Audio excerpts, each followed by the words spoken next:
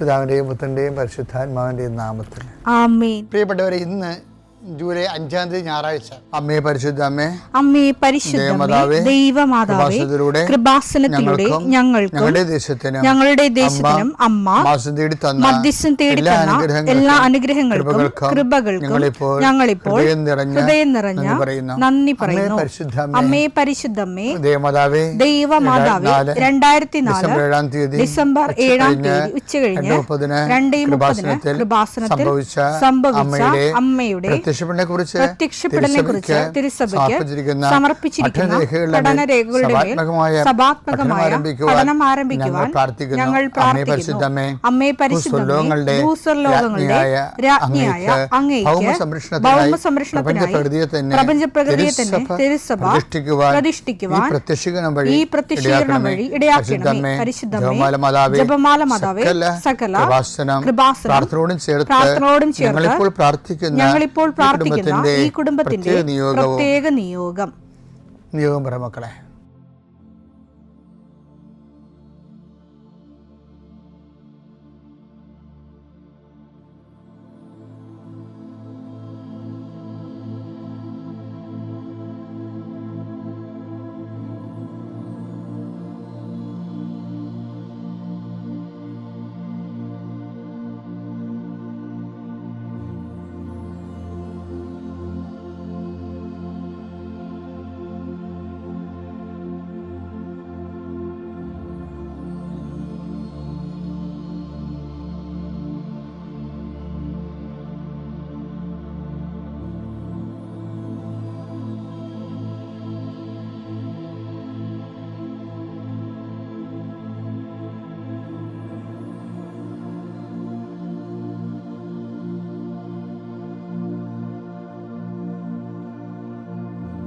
അമ്മയുടെ പ്രത്യക്ഷീകരണത്തിന്റെ ഈ അനുഗ്രഹവേളയിൽ ഞങ്ങൾക്ക് സാധിച്ചു തരുവാൻ കനിയണമേ. ആമേൻ. വിശ്വാസ പ്രമാണം. സർവശക്തനായ പിതാവും ആകാശത്തിന്റെയും ഭൂമിയുടെയും സൃഷ്ടാവുമായ ദൈവത്തിൽ ഞാൻ വിശ്വസിക്കുന്നു. അവിടുത്തെ ഏകപുത്രനും ഞങ്ങളുടെ കർത്താവുമായ ഈശോ മിശിഹായിലും ഞാൻ വിശ്വസിക്കുന്നു. ഈ പുത്രൻ പരിശുദ്ധാത്മാവിനാൽ ഗർഭസ്ഥനായി കന്യകാമറിയത്തിൽ നിന്ന് പിറന്ന് പൊന്തിയോസ് പീലാത്തോസിന്റെ കാലത്ത് പീഡകൾ സഹിച്ച് കുരിശിൽ തറയ്ക്കപ്പെട്ട് മരിച്ച് അടക്കപ്പെട്ട് പാതാളങ്ങളിൽ ഇറങ്ങി മരിച്ചവരുടെ ഇടയിൽ നിന്ന് 3-ാം നാൾ ഉയർത്ത് സ്വർഗത്തിലേക്ക് എഴുന്നള്ളി സർവശക്തിയുള്ള പിതാവായ ദൈവത്തിന്റെ വലതുഭാഗത്തിരിക്കുന്നു. അവിടെ നിന്ന് ജീവിക്കുന്നവരെയും മരിച്ചവരെയും വിധിക്കുവാൻ വരുമെന്നും ഞാൻ വിശ്വസിക്കുന്നു. പരിശുദ്ധാത്മാവിലും ഞാൻ വിശ്വസിക്കുന്നു. വിശുദ്ധ കത്തോലിക്കാ സഭയിലും പുണ്യവാന്മാരുടെ ഐക്യത്തിലും പാപങ്ങളുടെ മോചനത്തിലും ശരീരത്തിന്റെ ഉയർപ്പിലും നിത്യമായ ജീവിതത്തിലും ഞാൻ വിശ്വസിക്കുന്നു. ആമേൻ. സ്വർഗ്ഗസ്ഥനായ ഞങ്ങളുടെ പിതാവേ, അങ്ങയുടെ നാമം പൂജിതമാകണമേ. അങ്ങയുടെ രാജ്യം വരണമേ. അങ്ങയുടെ തിരുമനസ് സ്വർഗത്തിലെ പോലെ ഭൂമിയിലും ആകണമേ. അന്നു വേണ്ടുന്ന ആഹാരം ഇന്ന് ഞങ്ങൾക്ക് തരണമേ. ഞങ്ങളോട് തെറ്റ് ചെയ്യുന്നവരോട് ഞങ്ങൾ ക്ഷമിക്കുന്നത് പോലെ ഞങ്ങളുടെ തെറ്റുകൾ ഞങ്ങളോടും ക്ഷമിക്കണമേ. ഞങ്ങളെ പ്രലോഭനത്തിൽ ഉൾപ്പെടുത്തരുതേ, തിന്മയിൽ ഞങ്ങൾ രക്ഷിക്കണമേ. ആമേൻ. നന്മ നിറഞ്ഞ മറിയമേ, സ്വസ്തി. കർത്താവ് അങ്ങയുടെ കൂടെ സ്ത്രീകളിൽ അങ്ങ് അനുഗ്രഹിക്കപ്പെട്ടവളാകുന്നു. അങ്ങയുടെ ഉദരത്തിൻ ഫലമായി ഈശോ അനുഗ്രഹിക്കപ്പെട്ടവനാകുന്നു. പരിശുദ്ധ മറിയമേ, തമ്പുരാന്റെ അമ്മേ, പാപികളായ ഞങ്ങൾക്ക് വേണ്ടി ഇപ്പോഴും ഞങ്ങളുടെ മരണസമയത്തും തമ്പുരാനോട് അപേക്ഷിക്കണമേ. ആമേൻ. കർത്താവേ, നിന്റെ ഉന്നതമായ നാമത്തിന് സ്തോത്രം ചെയ്യുന്നു. കർത്താവേ, നിന്റെ വിശുദ്ധ പൗരോഹിത്യത്തെ മഹത്വപ്പെടുത്തണമേ.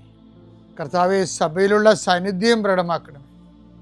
40 വർഷം ഞാൻ അർപ്പിച്ച കൃപാന്റെ യുഗതിയാൽ കൃപാസ്ഥാനത്താറെ ജീവനോടെ പ്രത്യക്ഷപ്പെട്ട മാതാവിൻ്റെ മാധ്യസ്ഥം ഇന്ന് അങ്ങയുടെ മക്കളെ പ്രാർത്ഥന കൂടുന്ന എല്ലാ മക്കൾക്ക് വേണ്ടി പ്രാർത്ഥിക്കുകയാണ്.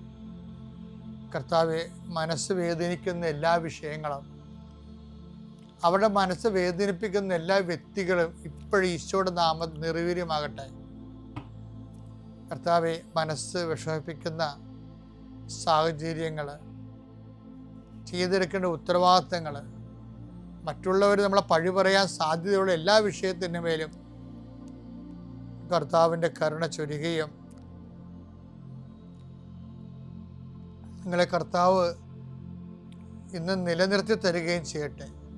നിങ്ങൾ പോകുന്ന വഴികൾ, കണ്ടുമുട്ടുന്ന വ്യക്തികൾ, ചെയ്യുന്ന കാര്യങ്ങൾ യാത്ര ചെയ്യുന്ന വാഹനങ്ങൾ, ഒപ്പിടുന്ന പേപ്പറുകൾ, കൈമാറുന്ന രേഖകൾ, കഴിക്കുന്ന മരുന്ന് എല്ലാം മാതാവിൻ്റെ മധ്യസ്ഥതയിൽ യേശുനാമത്തിൽ അനുഗ്രഹിക്കപ്പെടുകയും നീ ദൈവത്തെ അനുഭവിക്കാൻ ഇന്ന് നിന്നെ സഹായിക്കുകയും ചെയ്യട്ടെ. നിത്യം പിതാവും പുത്രനും പരിശുദ്ധാത്മാശ്രേഷ്ഠ നീക്കുവാണ്.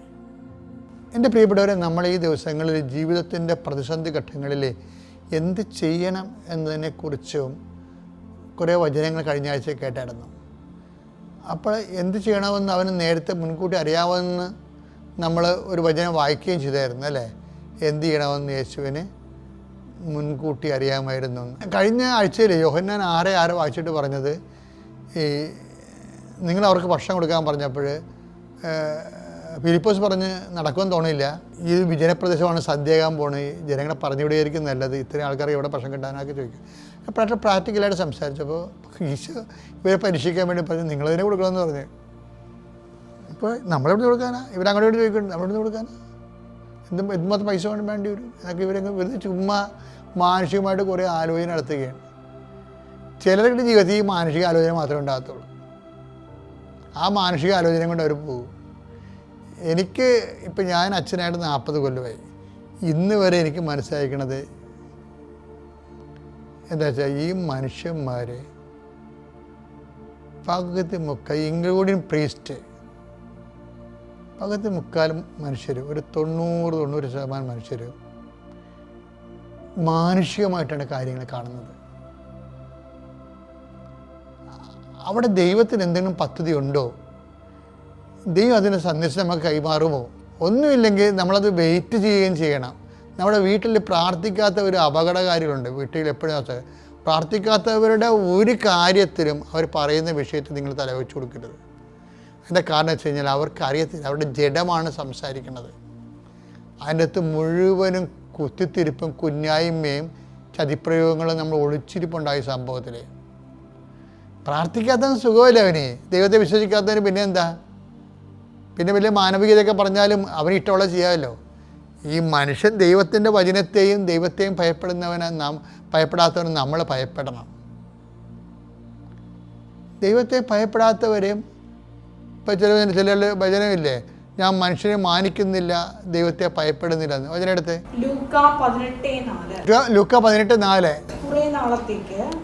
കുറേ നാളത്തെ സാധു വിധവ വന്ന് ഈ മനുഷ്യരൊക്കെ നീതി നടത്താൻ വേണ്ടി കേണപേക്ഷിക്കുന്ന രംഗമാണ്. കുറേ നാളത്തേക്ക് അവനിത് ഗൗനിച്ചില്ല. അയാൾ ഗൗനിച്ചില്ല. പിന്നീട് അവൻ ഇങ്ങനെ കുറച്ച് കഴിഞ്ഞപ്പോൾ പുള്ളിക്ക് ബൾബ് കത്തി. ഞാൻ ദൈവത്തെ ഉണ്ട്, അതാണ് ദൈവത്തെ ഭയപ്പെടുന്നില്ല, മനുഷ്യരെ മാനിക്കുകയോ ചെയ്യുന്നില്ല. എങ്കിലും ഈ വിധവ എന്നെ ശല്യപ്പെടുത്തുന്നത്, അയാൾക്ക് ഫിസിക്കൽ ഡിസ്റ്റർബൻസ് ഉണ്ടാകുന്നതാണ് വിഷയം.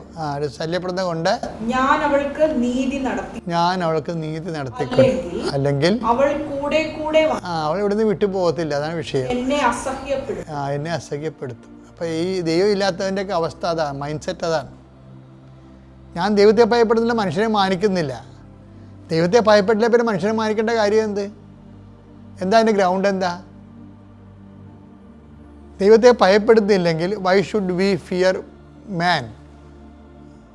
അതിന് ഗ്രൗണ്ടില്ല ശരിക്കും പറഞ്ഞാൽ. പിന്നെ ഒരു മാനുഷികമായ കാഴ്ചപ്പാടെന്ന് പറയും. മാനുഷികം എന്ന് പറഞ്ഞാൽ എന്താണ്? കാലകാലങ്ങളായിട്ട് മതത്തിൻ്റെ ചൈതന്യങ്ങളാലും മനുഷ്യത്വത്തിന് മതം കാഴ്ചവെച്ചിട്ടുള്ള മനുഷ്യത്വത്താൽ പരിപക്വമായിട്ടുള്ള മനസ്സാക്ഷി എന്നാണ് ഈ നിരീശ്വരവാദികൾക്ക് പോലും മനുഷ്യന്മാരോട് ഒരു അഫിനിറ്റി തോന്നണത്. അത് സഞ്ചിതാവബോധത്തിൽ നിന്ന് ജനിതകമായി കൈമാറിയിട്ടുള്ള സഞ്ചിതാവബോധത്തിൽ നിന്നുണ്ടായിട്ടുള്ളതാണ്. അതും ദൈവവിശ്വാസികളുടെ സംഭാവനയാണ് ശരിക്കും പറഞ്ഞാൽ. അപ്പം ദൈവത്തെ ഭയപ്പെടുന്നില്ലെങ്കിൽ പിന്നെ മനുഷ്യനെ മാനിക്കേണ്ട കാര്യമില്ല. അപ്പം പക്ഷേ ഇങ്ങനെയുള്ള വിഷയമുള്ള ആൾക്കാർ, ദൈവത്തെ ഭയപ്പെടാത്ത മനുഷ്യനെ മാനിക്കാത്ത ഒരാൾ, നിങ്ങളുടെ മക്കൾ അങ്ങനെ ഒരാളായിട്ട് വളർന്നു വന്നാൽ നിങ്ങൾക്ക് അത് മതി ലോകം എപ്പോഴും സങ്കടപ്പെടാൻ. എന്താ കാര്യം? നിങ്ങൾ പഠിപ്പിക്കേണ്ട കാലത്ത് പഠിപ്പിച്ചില്ല. നിങ്ങൾ ഓർക്കണം 8ാം ക്ലാസ് കഴിയുമ്പോൾ പിന്നെ വേദപാഠം തീർന്നില്ല എന്നാണ്. അങ്ങനെയല്ല.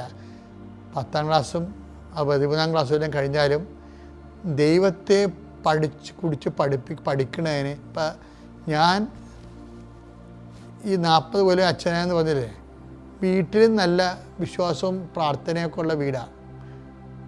അപ്പോൾ ചെറിയ വീടാണെങ്കിലും ഈ പറഞ്ഞ ദൈവമുണ്ട് അവിടെ.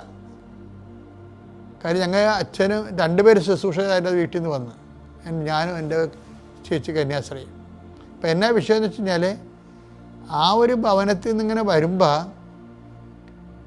നമ്മൾ ദൈവ തിരുസന്നിധിയിൽ നിന്ന് ഇപ്പം 40 കൊല്ലം കൂടി പൗരോഹിത്യ ജീവിതം കഴിഞ്ഞപ്പോഴും ഇപ്പോഴും ഞാൻ പറയും ദൈവത്തിനെക്കുറിച്ച് എന്തെല്ലാം കാര്യങ്ങൾ അറിയാനിരിക്കണമെന്ന്. പിന്നെ എങ്ങനെ നിങ്ങൾ പറഞ്ഞ കാറ്റഗിസം 10ാം ക്ലാസ് വെച്ച് അവസാനിപ്പിക്കണത്?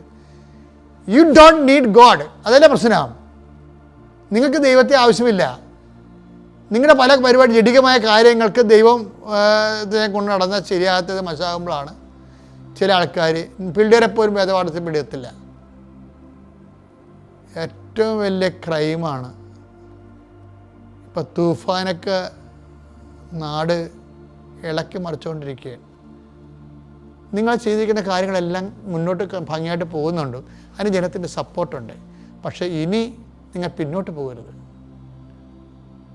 എന്താ കാര്യം കഴിഞ്ഞാൽ ജനം അത് ആഗ്രഹിക്കുന്നില്ല.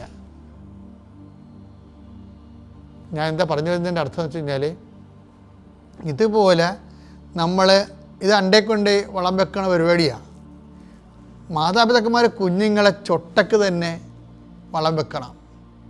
അവരുടെ മാതാപിതാക്കന്മാരുടെ കയ്യിലാണ് കുഞ്ഞുങ്ങളിരിക്കുന്നത്. നിങ്ങളല്ലേ ആരെയും കെട്ടി വളർത്തുന്നത്. 3 ദിവസം 3 വയസ്സാകുമ്പോഴല്ലേ പള്ളി കൊണ്ടുവരണത്. ഉച്ചക്ക് വരപ്പിക്കണത് 4 വയസ്സിലല്ലേ. അതുവരെയും നിങ്ങളുടെ കൂടെയാണ് കുഞ്ഞുങ്ങളുള്ളത്. അതിന് ശേഷവും നിങ്ങളുടെ കൂടെ തന്നെ കുഞ്ഞുങ്ങളുള്ളത്. നിങ്ങൾ പറഞ്ഞാൽ കേൾക്കുന്ന പ്രായത്തിൽ കർത്താവിൻ്റെ ചൈതന്യം അവർക്ക് കൊടുക്കുക. അത് നമുക്ക് ബാധ്യസ്ഥരാണ്. വിവാഹത്തിലുണ്ടാകുന്ന കുഞ്ഞുങ്ങളെ പുണ്യപൂർണ്ണമായി വളർത്താമെന്നും മാതാപിതാക്കന്മാർ തമ്മിൽ മരണം വരെ വേർപിരിയാതിരിക്കാമെന്നും നിങ്ങൾ പ്രതിജ്ഞ ചെയ്തുകൊണ്ടാണ് സഭ നിങ്ങളെ കൂതാശയിച്ച് വിവാഹിതരാക്കിയെന്ന് ഓർക്കണം. ആ ഉത്തരവാദിത്തം എടുത്തില്ലെങ്കിൽ ആ വിവാഹത്തിൻ്റെ കൃപ പോകും. അതുകൊണ്ട് വളരെ ചൈതന്യത്തോടു കൂടി കുഞ്ഞുങ്ങളെ വളർത്തിക്കൊണ്ടുവരാനും ദൈവത്തിന് നിരക്കുന്ന ദൈവിക ആത്മാവിനെ വിവേചിക്കാൻ മനസ്സിലാകുന്ന എത്ര വയസ്സായാലും പിന്നെയും കർത്താവിനെക്കുറിച്ചുള്ള അറിവുകൾ ഇങ്ങനെ വന്നുകൊണ്ടേയിരിക്കും. അപ്പോൾ നിങ്ങൾ എവിടെയെങ്കിലും വെച്ച് വേദപാഠം നിർത്തരുത്. ഞാനീ ഇത്രയും പ്രായത്തിലും വേദപാഠം നിർത്തിയിട്ടില്ല.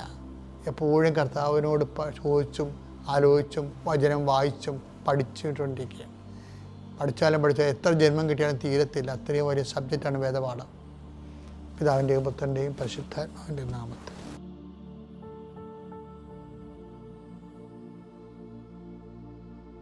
അത്യപൂർവ ദൈവാനുഭവങ്ങൾ ഇനി നിങ്ങൾക്കും സ്വന്തം. ഈ യൂട്യൂബ് ചാനൽ ഇതുവരെ സബ്സ്ക്രൈബ് ചെയ്തിട്ടില്ലെങ്കിൽ ഇപ്പോൾ തന്നെ സബ്സ്ക്രൈബ് ചെയ്യുക. ഈ വീഡിയോ ഇപ്പോൾ തന്നെ നിങ്ങളുടെ സുഹൃത്തുക്കൾക്ക് ഷെയർ ചെയ്തുകൊണ്ട് കർത്താവിൻ്റെ പ്രേക്ഷിതരാകുക.